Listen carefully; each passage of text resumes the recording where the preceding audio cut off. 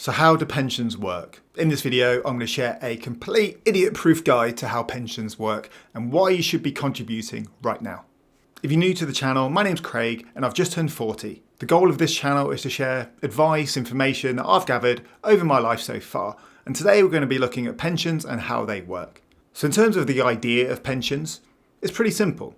You save a little and often, you sacrifice some of your current earnings, but then the benefit of that is so that you have more money in the future, when you might need it.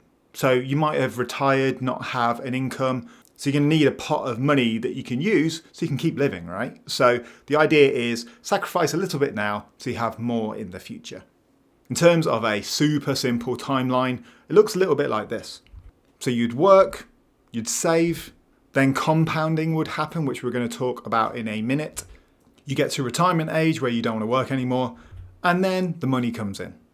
And the reason you want to be doing this is when it comes to retirement age, you want a little bit of money there to be able to fall back on, whether that's paying off your mortgage or whether it's just being able to afford food and bills and all that kind of thing.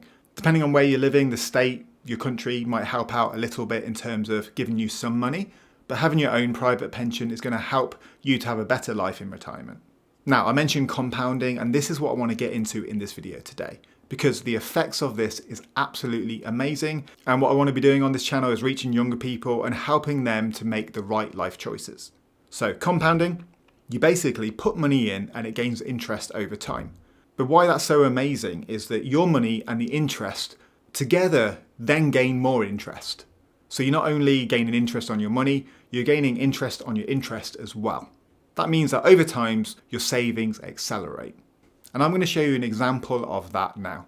So let's say we can afford to save £300 or $300 a month. For this video, for argument's sake, we're going to say that on average, during our savings, it's going to generate 5% of interest. Some bank accounts might offer this now or in the future, but let's say we put it in the S&P 500. The historic interest rate of that adjusted for inflation is about 6.5%.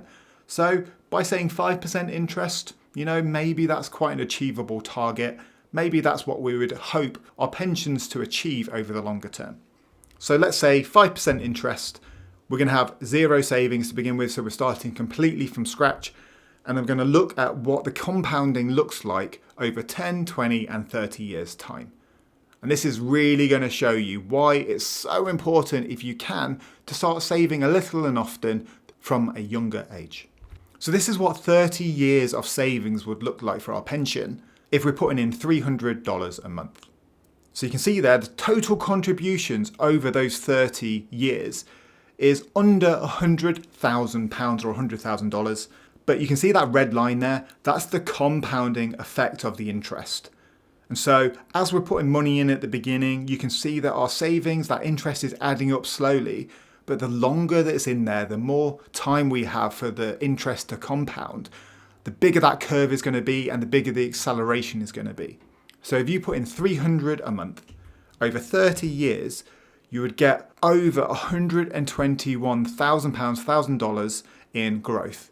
So that over 30 years is over doubling your money that you've put in.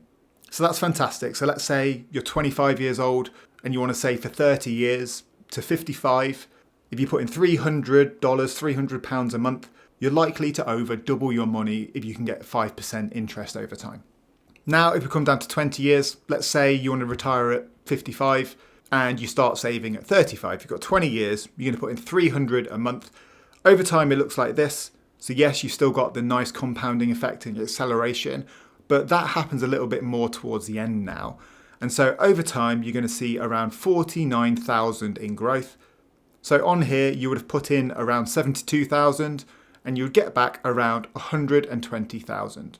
So you've got around 49,000 in growth, which is amazing. But if you could have just saved for a few more years, the compounding and the future value would be even higher.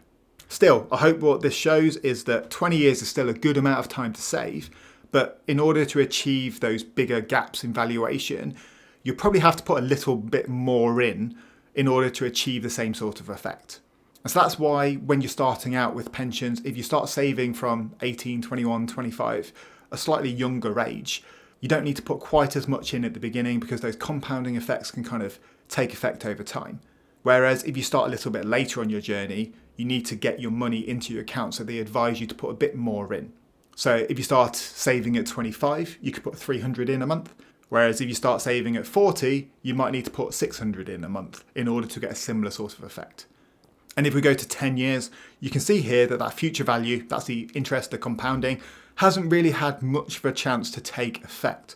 So it's actually only increased your money by around 9,000.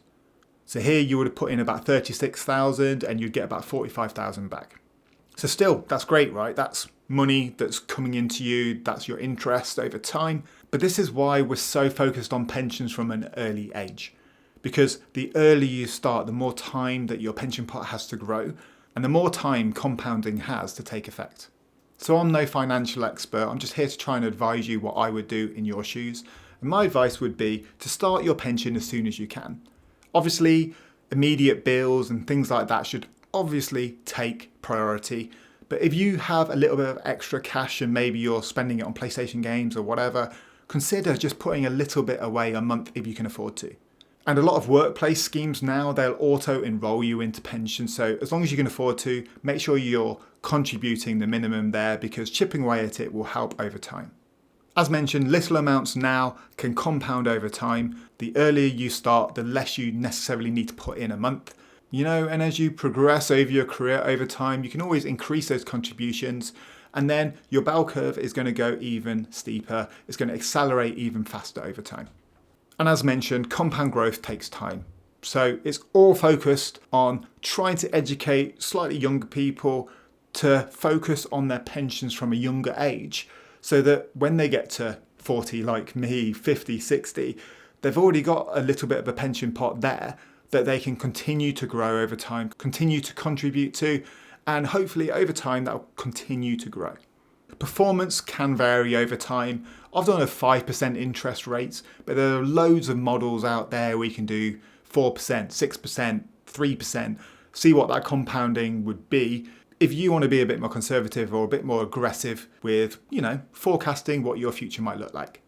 So that's it for this video. Just a really simple look at pensions, what they are and how the compounding works. This channel's really new. I'm still trying to figure out what people want to see. So if you've got any ideas of things you want to see from a 40-year-old bloke chatting about his life and what he's learned, drop a comment down below and let me know some video ideas. But that's it for this one. Thanks for checking it out. If you enjoyed it, click a like and subscribe, and I'll see you in the next one.